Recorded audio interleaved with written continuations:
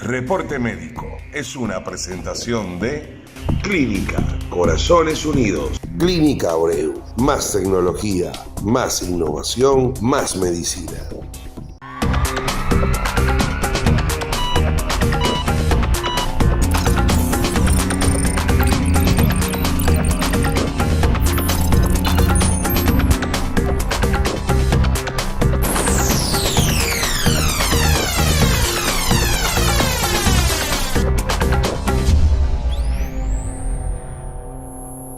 Bienvenidos sean todos a un nuevo capítulo de Reporte Médico. Recuerden activar la campanita y seguirnos a través de www.reportemedico.com. También pueden hacerlo en nuestro Instagram, Reporte Médico RD. Hoy nos acompaña una doctora, parte del staff de Reporte Médico. Ella es psiquiatra, es la doctora Yaneta Veras. Y vamos a hablar un tema bastante importante como es la integración de la salud mental dentro de los procesos de cirugía bariátrica, de los tratamientos de obesidad. Y vamos a escudriñar un poco todo ese proceso de cambio, de tratamiento que debe tener una persona con obesidad y para poder someterse a este tipo de cirugías. Bienvenida, doctora. Muy buenas, don José, gracias por la invitación. Siempre un honor estar aquí con Sí, usted. para nosotros es un placer y sobre todo que este tema lo vamos a tener en la revista que sale ahora muy pronto. La doctora está desarrollando un artículo espectacular que va a salir en el próximo número y que van a poder leer.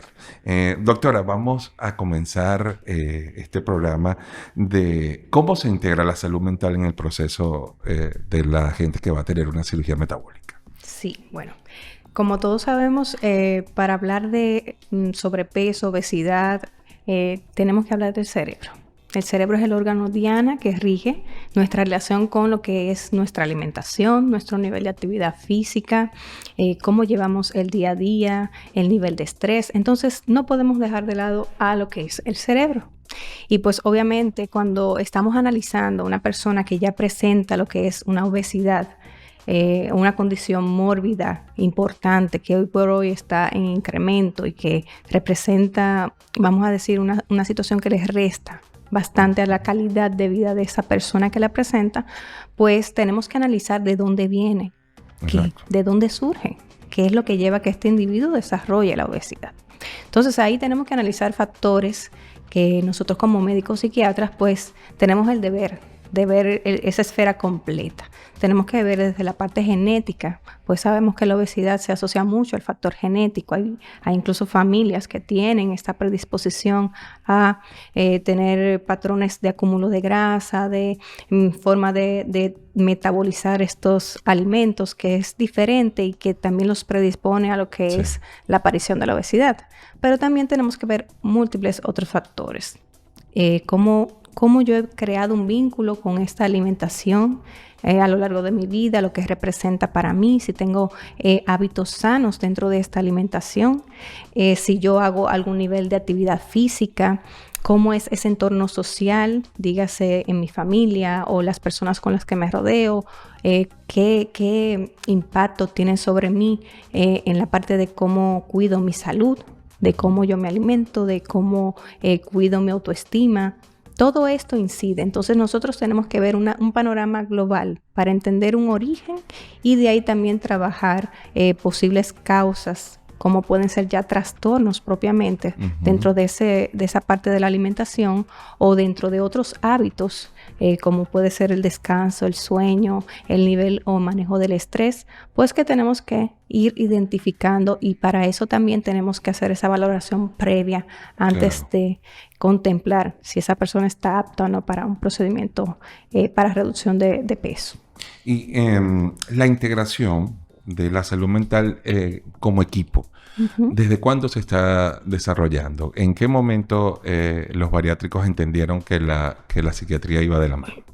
Yo creo que todavía estamos en proceso, pero creo que por la misma evolución de que es un procedimiento relativamente reciente, ¿no? Que ha venido a traer una oportunidad de brindar un cambio real, un cambio tangible a los pacientes.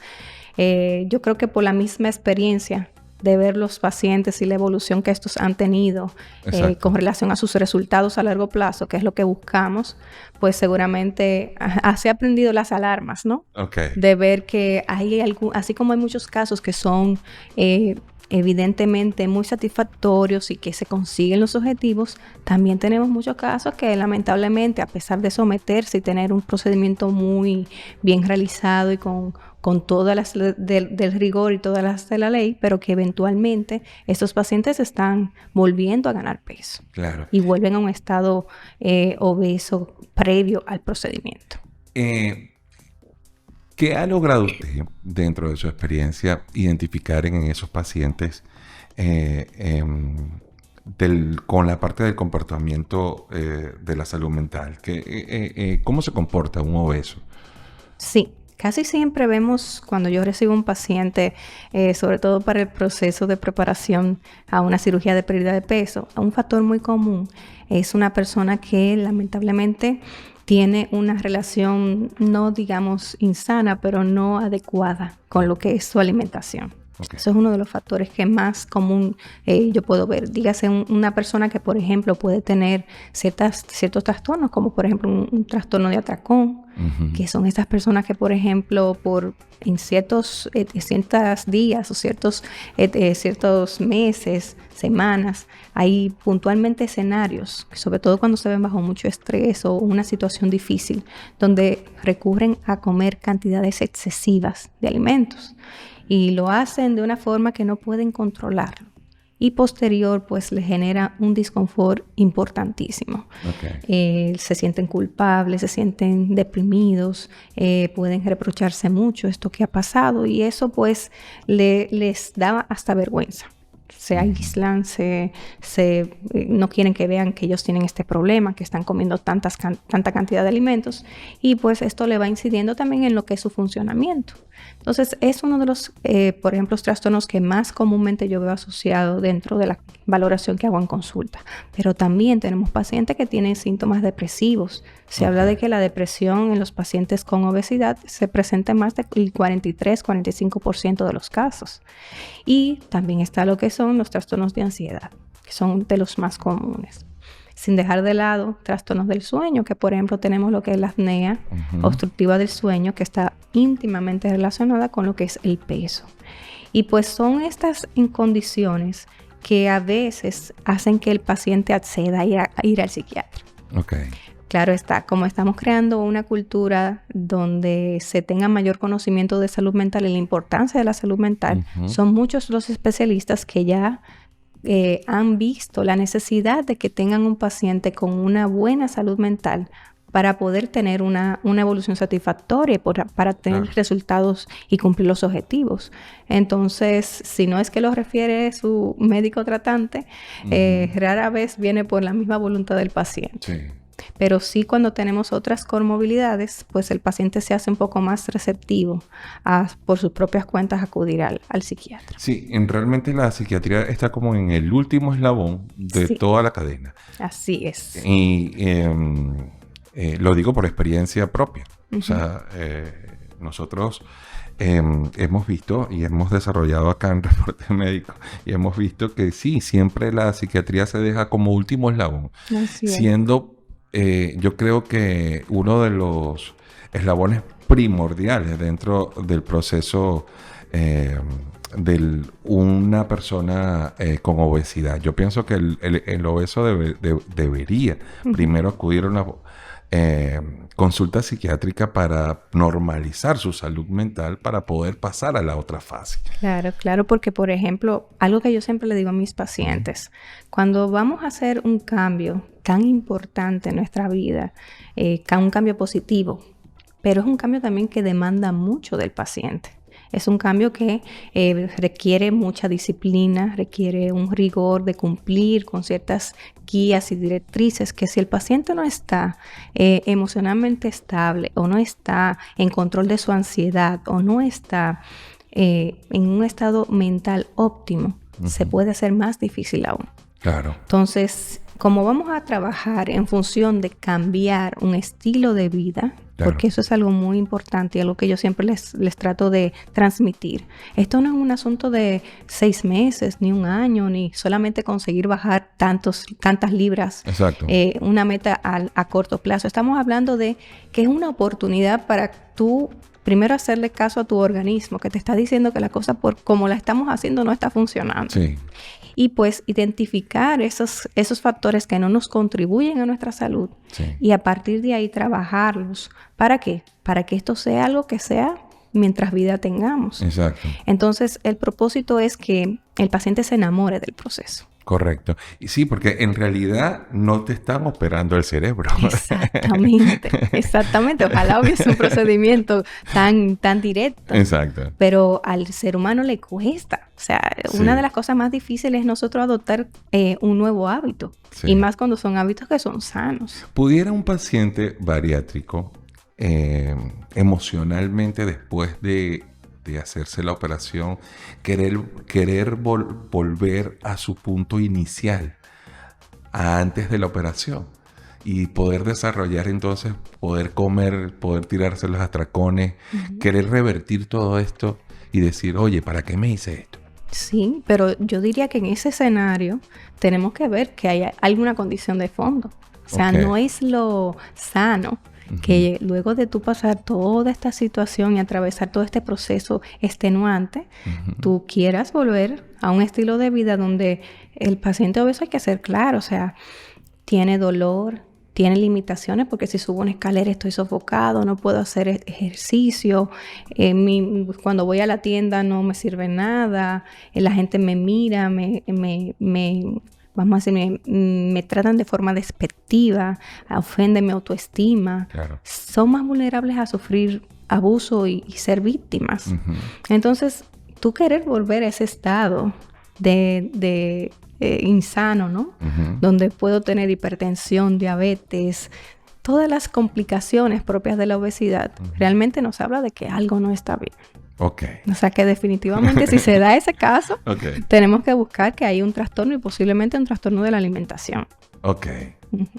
Bueno, vamos a hacer la primera pausa acá y ya volvemos con este tema interesante acá en Reporte Médico. Pensando en los nuevos desafíos de la medicina y en el mejor cuidado de nuestros pacientes, en Clínica Abreu dimos un revolucionario salto tecnológico al incorporar la mayor plataforma del país de equipos nuevos y de última generación para el diagnóstico, seguimiento evolutivo y tratamiento radiante para enfermedades oncológicas.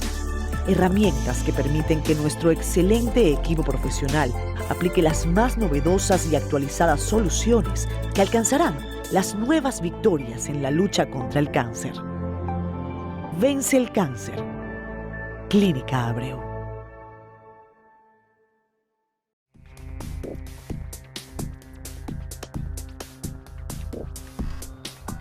Bueno, ya estamos de vuelta acá en Reporte Médico. Recuerden que hoy estamos tratando la integración de la salud mental dentro del proceso de cirugía metabólica bariátrica con la doctora Janet Taveras. Y vamos a hablar parte fundamental, doctora, de cómo es la evaluación psiquiátrica de la operación. ¿Cuáles son los procesos que se empiezan a tomar? Sí, bueno, ya cuando el paciente llega a nuestra consulta, una de las principales cosas que buscamos o puntos que buscamos es la valoración de la capacidad. Y la capacidad se entiende a que la persona pues esté en su total conocimiento de qué implica el procedimiento, cuáles son riesgos, beneficios, está dentro de sus, como decimos, en sus capacidades, valga la redundancia, sus cabales para tomar la decisión de someterse a este procedimiento con pleno conocimiento. Eso le da obviamente la potestad de poder tomar la decisión de tener el consentimiento, que es otra cosa que tratamos también de buscar, ver cuál es el motor que tiene el paciente para hacerse este tipo de procedimientos, y otras cosas que podemos nosotros los médicos psiquiatras hacer, valorar si hay otras condiciones que puedan o no contraindicar el procedimiento.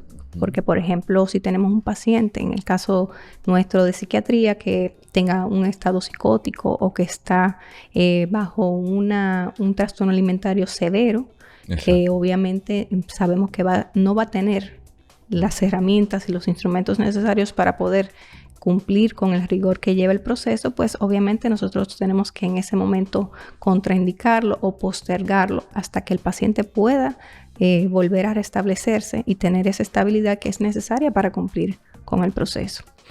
Otra cosa importante, nosotros también tratamos de ver las expectativas y tratar de llevar esas expectativas con el paciente en función a la realidad. Porque hay pacientes que piensan que, bueno, si ya yo me hago el procedimiento de una bariátrica o cualquier otro proceso para pérdida de peso, ya de aquí a un mes yo voy a rebajar todo lo que quiero y no tengo que hacer nada, eso va a ser automático. Sí. O sea, ya yo salgo flaquita desde la semana luego que me la hago. Sí. Y la realidad no es esa. Exacto. Es un procedimiento que no solamente es el proceso prequirúrgico, postquirúrgico, es los hábitos que voy a cambiar en mi alimentación, dentro de las proporciones, la calidad de los alimentos, el nivel de actividad física que tengo que realizar, el nivel de descanso. Todo lo que es mi dinámica del día a día tiene que variar para que podamos tener resultados. Entonces tenemos que ver ese manejo de esa información por parte del paciente. Y también brindarles herramientas para que ellos puedan saber que en este proceso también pueden surgir cosas que tal vez en ese momento no los tenemos, en el momento de la evaluación. Un paciente puede estar durmiendo muy bien o no tener ansiedad, sin embargo, previo al procedimiento o después del mismo, puede desarrollar trastornos de ansiedad o puede tener problemas para dormir. Entonces, nosotros aún así tenemos que ser ese auxiliar durante todo el periodo del procedimiento. Y pues nosotros no solamente decimos si el paciente está apto o no, sino que también tenemos que dar todas estas aristas y trabajar de la mano con el paciente para justamente cumplir con esos propósitos y objetivos que tiene establecido y vamos a decir, el cumplir con todo lo que él está pues poniendo su esperanza y todo el sacrificio que está haciendo de su tiempo y energía pueda conseguirlo. Claro, doctora, hay una parte fundamental también y creo que es crucial que luego del preoperatorio viene el post. Así es. Ajá. Entonces, ¿qué herramientas se utilizan postoperatorio con el paciente? Sí. Bueno, dentro de esa valoración tenemos que ver también el entorno del paciente, porque también es muy importante el apoyo que el paciente va a recibir. Si es un paciente que en su entorno familiar no están receptivos a que él se realice este procedimiento o no va a tener una persona o personas que los van a ayudar a mantenerse centrado, enfocado en los momentos donde puede presentarse, que le sea difícil o que falle dentro de esos requisitos que debe de cumplir, pues tenemos que nosotros ayudarlo a trabajar esto. ¿Para qué? Para que justamente en el post-quirúrgico o el posterior al procedimiento, pues el paciente pueda cumplir con esos objetivos y pueda tener ese apoyo y pueda entonces seguir encaminado en función a lo que esos lineamientos que tienen que seguir. Entonces todo esto lo valoramos en el pre, lo trabajamos para que en el post no sea un cambio tan radical. Porque si algo también yo le digo mucho a mis pacientes, al cerebro no le gustan los cambios de 180 grados.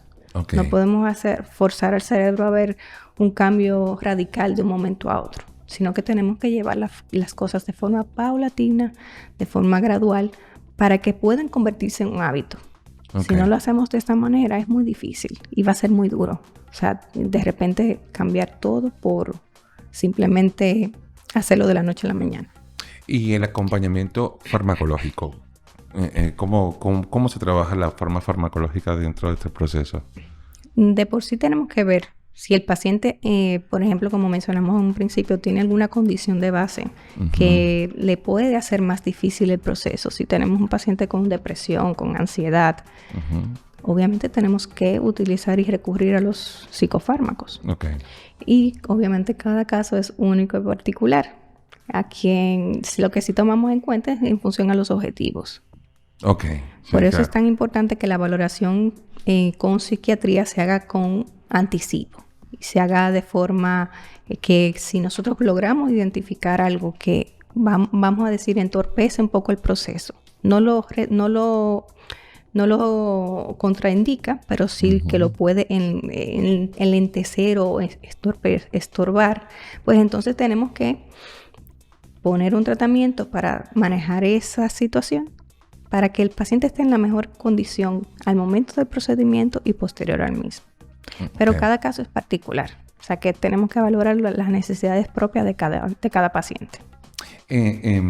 La forma de integrar la psiquiatría de repente con un nutricionista de la mano, ¿cómo se...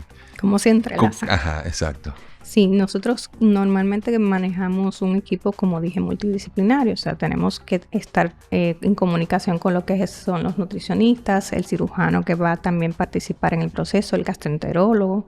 Entonces, todo esto es trabajar de forma a ciertos lineamientos en función a las necesidades del paciente. Y yo siempre les digo a los pacientes, por ejemplo, y algo que comparto con la parte de lo que le orienta el nutricionista, ir ensayando. Okay. Si yo tengo que ir modificando esa alimentación tiempo antes del procedimiento, como dijimos, para poder crear un hábito.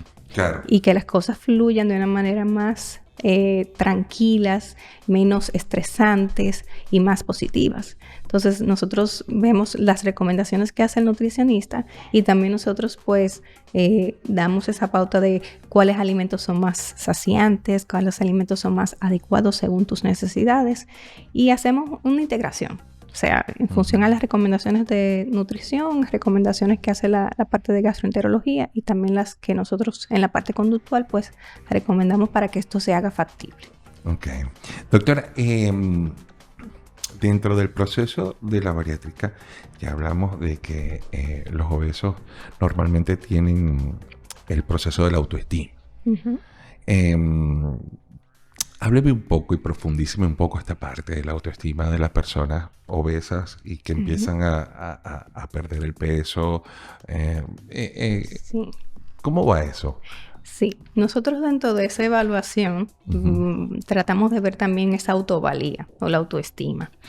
Y como vemos pacientes que sí, que están cómodos en su propia piel independientemente de su peso y que por ejemplo tienen como intención que mejorar mi salud, evitar complicar mi estado de salud, tenemos también pacientes que tienen una baja autoestima y que sabemos que incluso uno no trabajar esa autovalía a tiempo, cuando el paciente comienza a ver cambios, puede que no se adapte, que ese cerebro no lo reciba como algo positivo, aún teniendo pérdida de peso adecuada, aún adoptando buenos estilos de vida, pero puede que no se sienta satisfecho. Entonces, el uno poder llevar al paciente a que en este proceso tenga que conectarse consigo mismo, tenga que romper a veces con muchos traumas. Porque déjame decirte que hay muchos pacientes que desde la niñez son obesos. Sí. O que estaban sobrepeso y sufrieron bullying de la familia, de los amigos. Sí. Tener que sacarlos un poquito de este trauma, de este estado de víctima, que muchas veces de forma inconsciente en la sociedad los sometemos. Y pues hacer que vean esa transición de una manera que ahora cuando yo vaya a estar en un peso idóneo o me vaya a ver mucho más delgada, voy a estar más atractiva, no tampoco se vaya la torta al otro extremo.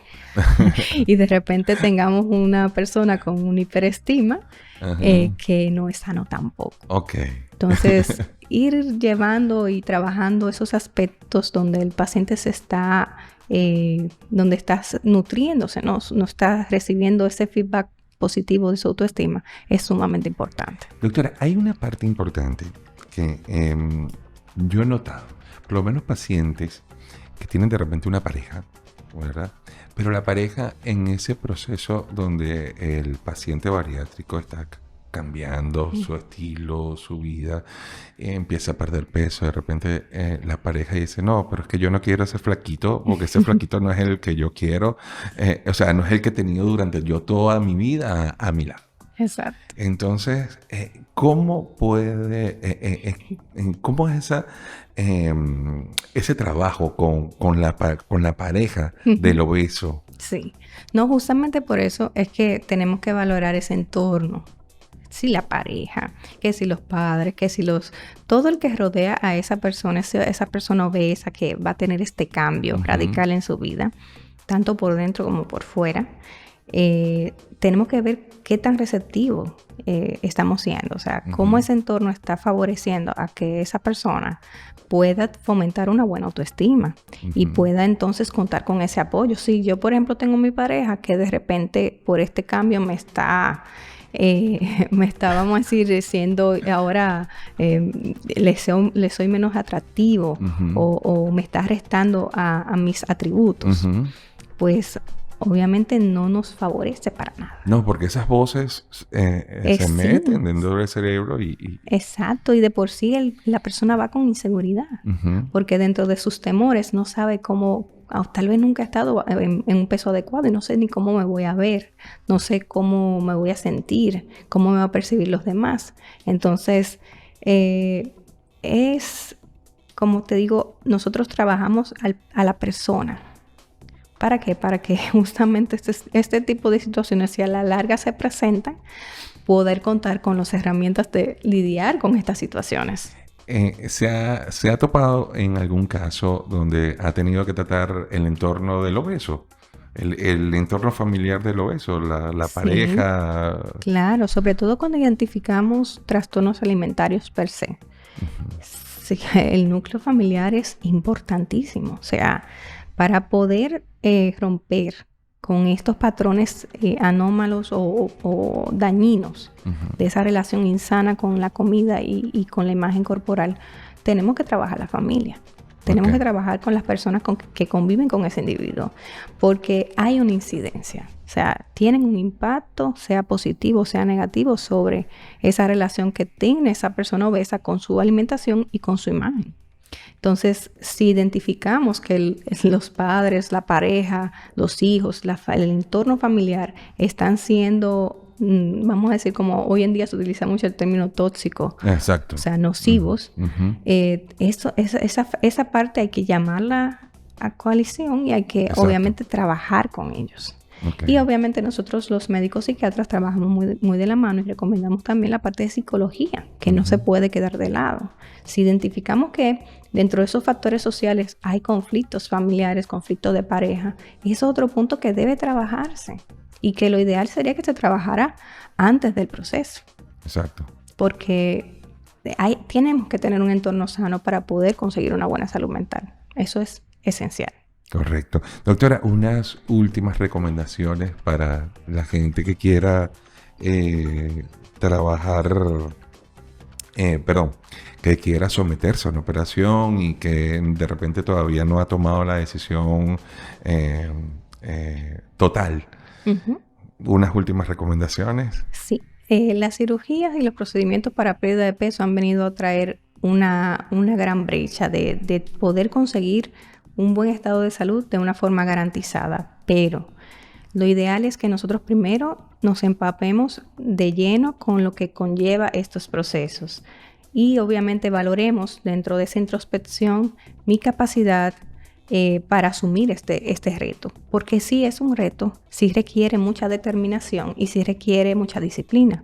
Entonces, lo ideal es que valoremos esas capacidades, valoremos nuestra situación y si identificamos que hay alguna situación que se está escapando de nuestras manos, que sabemos que es algo que para mí es difícil controlar o sobrellevar, pues acudir a los médicos especialistas. En este caso, si estamos hablando de conducta alimentaria, si estamos hablando del sueño, si estamos hablando de ansiedad o depresión u otra alteración de la conducta, ir con el médico psiquiatra y prepararlo con anticipo. Exacto. O sea, no hay mejor resultado que una guerra anticipada donde uno va preparado. Exacto. Entonces, obviamente hay que tratar de buscar conseguir todas las herramientas donde yo pueda tener esa estabilidad mental, porque es lo que nos va a garantizar al 100% de que ese procedimiento va a ser efectivo y que yo voy a poder tener una mejor calidad de vida y va a ser mientras uno vida tenga. O sea que es algo para implementar, para cambiar de forma positiva y se puede conseguir.